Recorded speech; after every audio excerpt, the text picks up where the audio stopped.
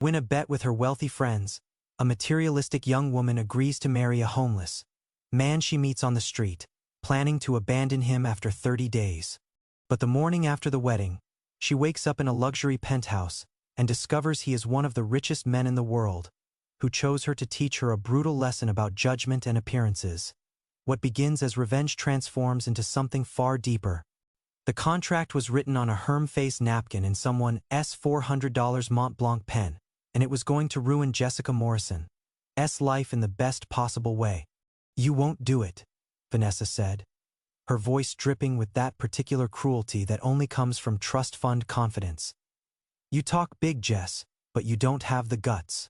They were at Cipriani in Manhattan, the Monday lunch crowd of people who didn't need to work surrounding them like expensive wallpaper. Jessica, Vanessa, and Claire, the trinity of social climbers who'd met at NYU and bonded over their shared ambition to marry up, way up, and never look back at their middle-class origins. $20,000 says I do it, Jessica shot back, her second Bellini making her brave. "I'll marry him. Actually marry him. Live with him for 30 days, then divorce him, collect my bet, and you two can shut up about me being all talk forever."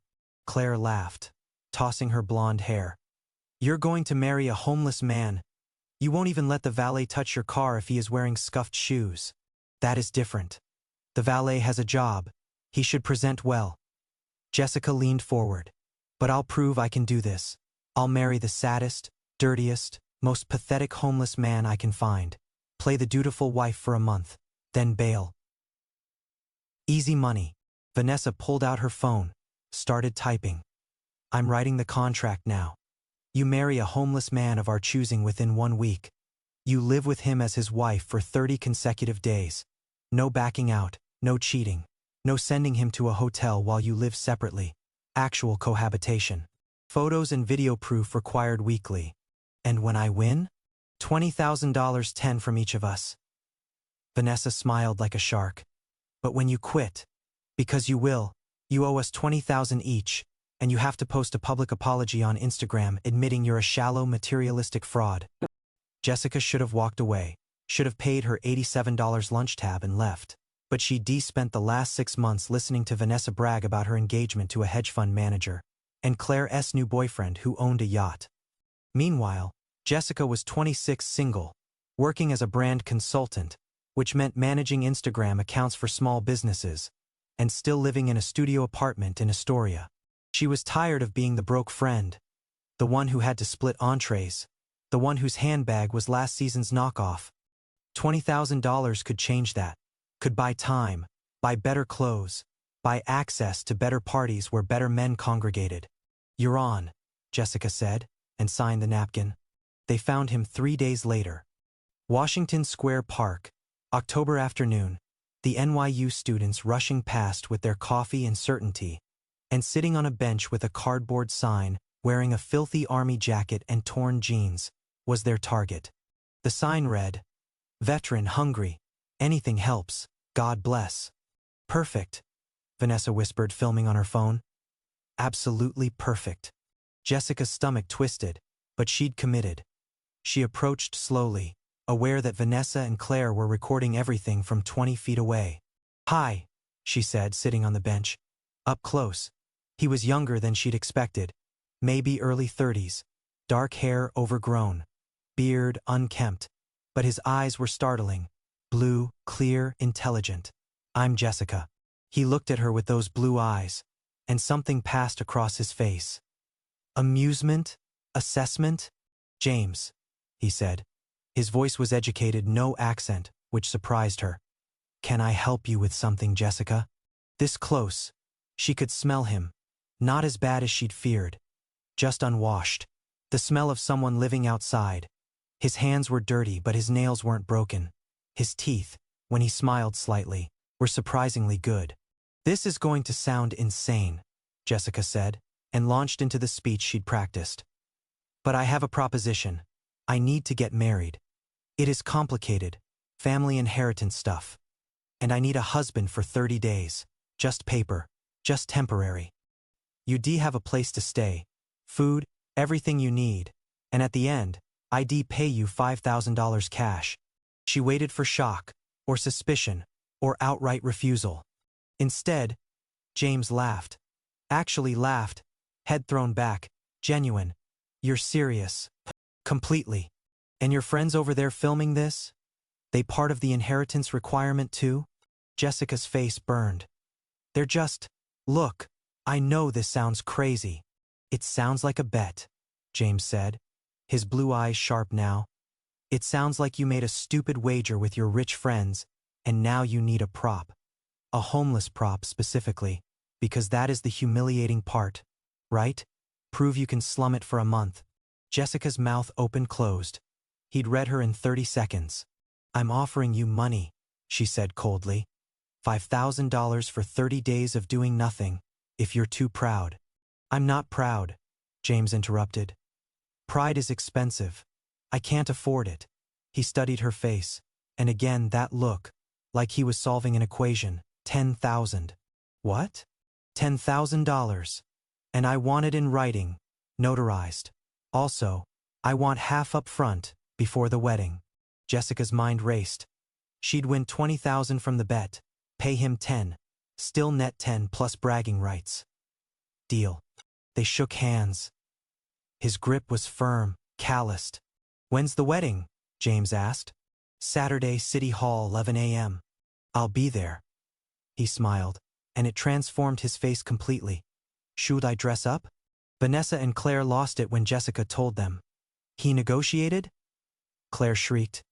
A homeless man negotiated with you. He is smart, Jessica said, feeling defensive in a way she didn't understand. Just because he is homeless doesn't mean he is stupid. It kind of does, Vanessa said. Smart people don't end up on benches. But Saturday came, and James showed up at City Hall exactly on time, wearing the same filthy jacket. Jessica wore a simple white dress from Zara. No point in wasting a good dress on a fake wedding. Vanessa and Claire attended as witnesses, filming everything. The ceremony took 7 minutes. James said, I do, like he meant it. Jessica said, I do, like it was a prison sentence. When the clerk said, You may kiss the bride, James leaned in and whispered, For the cameras? Jessica nodded, and he kissed her, brief, chaste. But there was something electric in it that made her skin prickle. Then they were married. So where do you live? James asked as they walked down the courthouse steps. Where am I staying for my $10,000?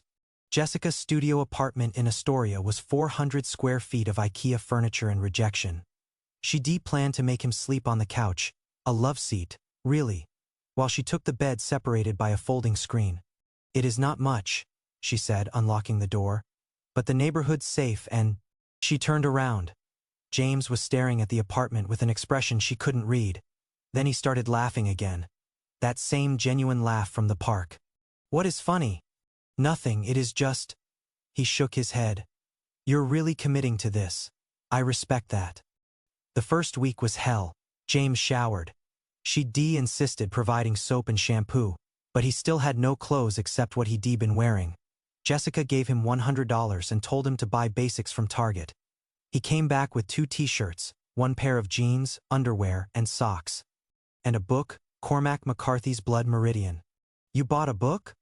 Jessica stared. You're homeless and you bought a book? I like to read, James said simply. That okay? If this story touched your heart, subscribe and leave a comment. Maybe you've experienced something similar, or know someone who has. At night, she'd lie in her bed behind the screen, listening to him breathe on the couch. Sometimes he'd read aloud quietly, like he was tasting the words. During the day, he'd leave for hours. Just walking, he'd say, and come back with groceries he'd bought with his own money. Money he supposedly didn't have. Where are you getting cash? Jessica demanded one evening. I busk sometimes, sing for change. He shrugged. Tourists like a good sad story. You sing? I do a lot of things. The second week, Vanessa demanded proof of cohabitation.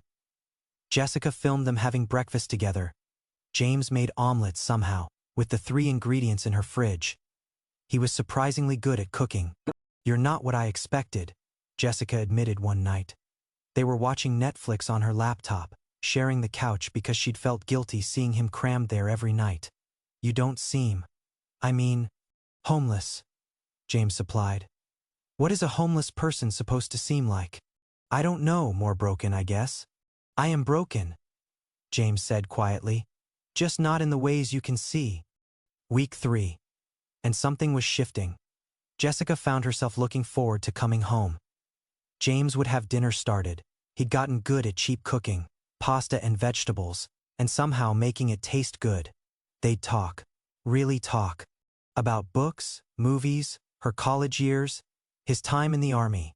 Afghanistan, he said. 2 tours came back and everything was wrong. Couldn't hold a job, couldn't sleep, couldn't function. Lost my apartment, lost my savings, ended up on the street. Your family couldn't help?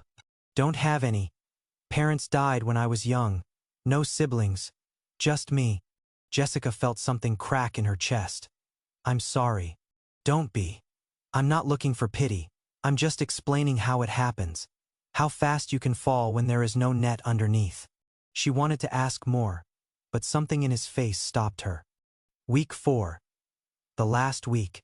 And then something happened that changed everything. Jessica came home from a branding meeting to find James on the couch with his book. But he was wearing different clothes. Nice clothes. Dark jeans, a button-down shirt, clean sneakers. Where did you get those? She asked. Had them dry cleaned. You don't have clothes to dry clean. I do now. He closed the book, looked at her with those unsettling blue eyes. Jessica, we need to talk. Her heart hammered. If this is about extending the 30 days, I can't. It is not about that. He stood, and there was something different about him, the way he held himself. More confident, taller. Tomorrow is day 30. Our contract ends. You get your bet money. I get my payment.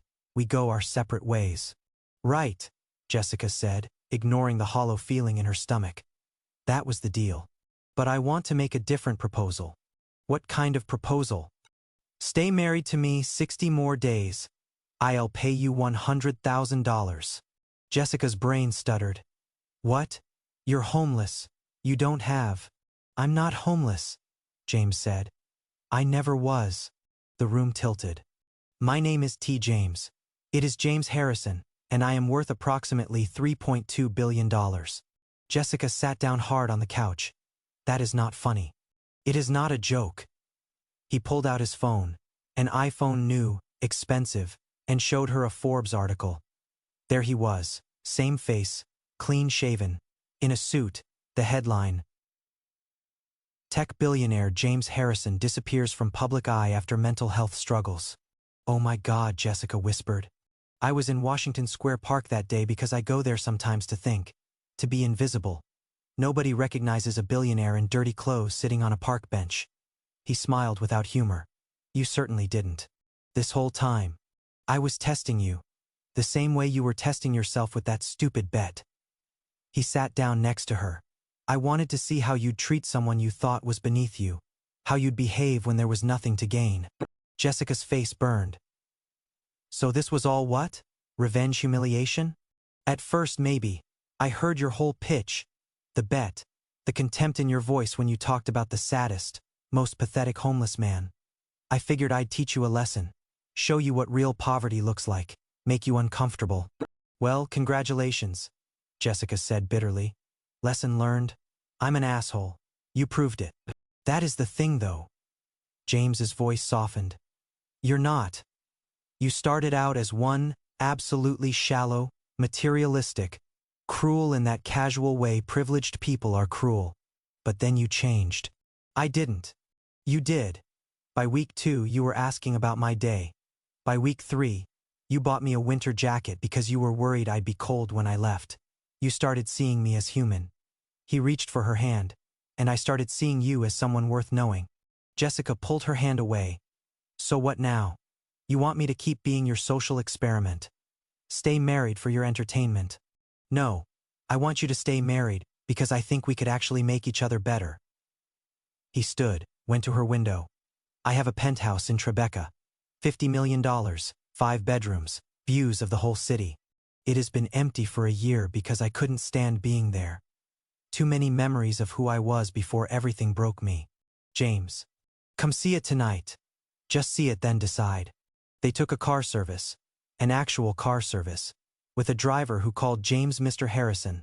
To a building on Franklin Street that Jessica had walked past 100 times without ever imagining what was inside. The elevator required a key. It opened directly into the penthouse. Jessica stepped out and her breath caught. Floor-to-ceiling windows, framing Manhattan like a painting. Museum, quality art, furniture that looked sculptural. A kitchen that belonged in Architectural Digest. It was stunning and sterile and sad in the way empty, expensive spaces are sad. This is what you left for a park bench? Jessica asked. I didn't leave it. I couldn't bear it. James walked to the windows. After Afghanistan, I came back with PTSD that wouldn't quit. Built my company as a distraction, tech security software. Got rich, got famous, got more broken. Had a breakdown. Spent 6 months in treatment. Came out and realized everything I'd built felt meaningless. So you started pretending to be homeless. Not pretending, experiencing. I'd go out for days at a time, live on the street, understand what it actually meant to have nothing. He turned to face her. And then you showed up with your bet and your contempt. And I thought, here is a perfect example of everything wrong with people like me. People who have so much they can't even see human beings anymore. But I changed your mind. You did. He crossed to her. You want to know what she discovered next would destroy everything she thought she knew. I discovered that you're capable of growth, that shame can become empathy, that you started out trying to use me but ended up just knowing me? Jessica's eyes stung. I still made that bet. I still married you for money. And I still manipulated you into it. We were both guilty. He smiled. But here is what I am proposing. Stay married. 60 more days. Live here with me. Not as a bet. Not as a contract. As an actual attempt to build something real. I'll pay you the $100,000 either way. But if at the end of 60 days we both want to stay married, we tear up the money and try to make this work for real. That is insane. Completely. He held out his hand. But you married a homeless man on a napkin contract. Insane seems to be your comfort zone. Jessica looked at his hand, at his face. At the penthouse that cost more than she'd earn in 10 lifetimes. At the man who'd tested her and seen her at her worst and somehow still wanted to try. She took his hand.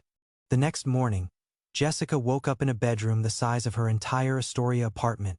In a bed with sheets that probably cost more than her monthly rent. With sun streaming through windows that showed her the whole city. James was already up, making coffee in a kitchen with a $15,000 espresso machine. Sleep okay? He asked. I don't even know how to process this, Jessica admitted. Start with coffee. Everything's easier with coffee. The next 60 days were strange and wonderful and terrifying.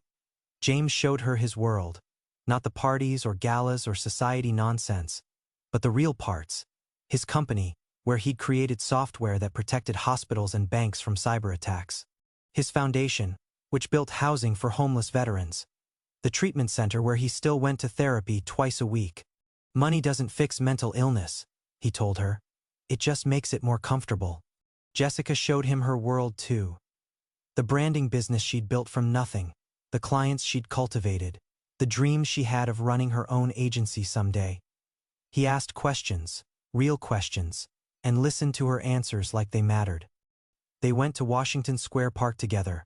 James sat on the same bench wearing nice clothes this time and gave $100 bills to every homeless person they passed. I know it doesn't solve anything, he said, but it helps for a day, and sometimes a day is all you can manage. Week 6 of the new contract, Vanessa called. So you won the bet, she said, her voice tight. Congratulations. When do we pay out? Jessica looked at James, who was reading on the couch, their couch now in their home. I'm not collecting, Jessica said. What, Jess? It is $20,000. I don't want it. The bet was stupid and cruel, and I'm ashamed I made it. Keep your money. Vanessa was silent for a long moment. Is this because you're living in his penthouse? Because Jess, he is still homeless, fancy apartment or not. His name is James Harrison. Google him, then lose my number. She hung up. You didn't have to do that, James said quietly. Yes, I did. You were right. I was treating you like a prop, like something to use and discard. Jessica sat next to him. But you're not. You're brilliant, and broken and trying so hard to find meaning in all this. She gestured at the penthouse, and I want to be part of that, if you'll let me. James kissed her. Not for cameras this time. Not for show. Just because. I'm still going to pay you the 100,000, he said against her lips. I don't want it. Take it anyway. Start your agency. Be successful on your own terms. Not because you married money. He smiled. Besides, if this works out long term, what is mine is yours. You might as well start practicing being rich. I don't want to be the wife who just spends her husband's money. Then be the wife who builds an empire and teaches me what actual ambition looks like. He kissed her again. I've been coasting on old success for years. Maybe you can show me how to want something again. Day 60 came. They were sitting in the same positions, Jessica, on the couch, James reading next to her, when the alarm on his phone went off. Contract's up, he said. Guess it is? Want to stay married? Jessica looked at him, this man who tested her and taught her, and somehow made her want to be better than she'd been, on one condition. Name it. We get married again. For real this time with actual vows and guests and commitment. Not a stunt, not a bet. A real marriage. James closed his book. Jessica Morrison, are you proposing to me? I am, and I'm not doing it for your money. Though the penthouse is nice. I'm doing it because you're the first person who ever saw past my worst qualities, and believed I could be more. And I want to spend my life proving you right. That is the most romantic thing anyone's ever said to me. Is that a yes? That is a yes. They got married again 6 months later. Real wedding this time, small and intimate, at a community center in the Bronx that James's foundation had funded. 50 guests. His therapist, his business partners, her parents flown in from Ohio stunned, and 20 homeless veterans James had helped over the years. No Vanessa. No Claire. No expensive bullshit. Jessica wore a dress that cost $400 and felt like $1 million.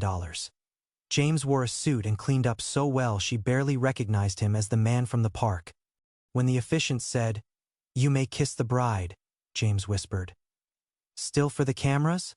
And Jessica whispered back, "No, for us." The kiss was long and real and full of everything they'd built from that stupid bet. 5 years later, Jessica's branding agency had 20 employees and 7-figure revenue. James's company had doubled in value. They'd opened 3 more veteran housing facilities. They still lived in the Tribeca penthouse, but they'd made it warm, photos and clutter and life. And once a month, they went to Washington Square Park. Sometimes James would sit on the bench in nice clothes, talking to homeless people, listening to their stories. Sometimes Jessica would join him, passing out food and blankets and hope. "Do you regret it?" James asked once. "How we started?" "Every day," Jessica admitted. "I was so cruel, so shallow. But you changed. Because you gave me the chance to. You could have just exposed me, humiliated me, walked away. But you stayed. I stayed because I saw myself in you," James said. Someone trying to survive the only way they knew how. Someone capable of more if someone just believed in them. He took her hand. "You saved me too, you know. Gave me a reason to live in that penthouse again. Gave me a reason to try." Jessica leaned against his shoulder, watching NYU students rush past with their coffee and certainty, just like she had once. "The woman I was when I met you would have hated the woman I am now," she said. "The man I was when you met me would have been proud of the man I am now." James smiled. "Maybe that is the real point. We don't have to stay who we were. We can become who we're meant to be." They sat on that bench, the same bench where Jessica had offered $5,000 for a fake husband, and watched the city move around them, full of people judging and being judged, using and being used, falling and climbing, and surviving the only ways they knew how. And they held hands. These 2 broken people who'd found each other through a cruel bet and somehow built something true, and they were grateful for every stupid decision that had led them here. Because sometimes the worst things we do become the best things that happen to us. Sometimes the person we dismiss becomes the person we need. And sometimes, if we're very lucky, we get the chance to become someone better than we ever imagined we could be. All it takes is someone seeing that potential, even when we can't see it ourselves.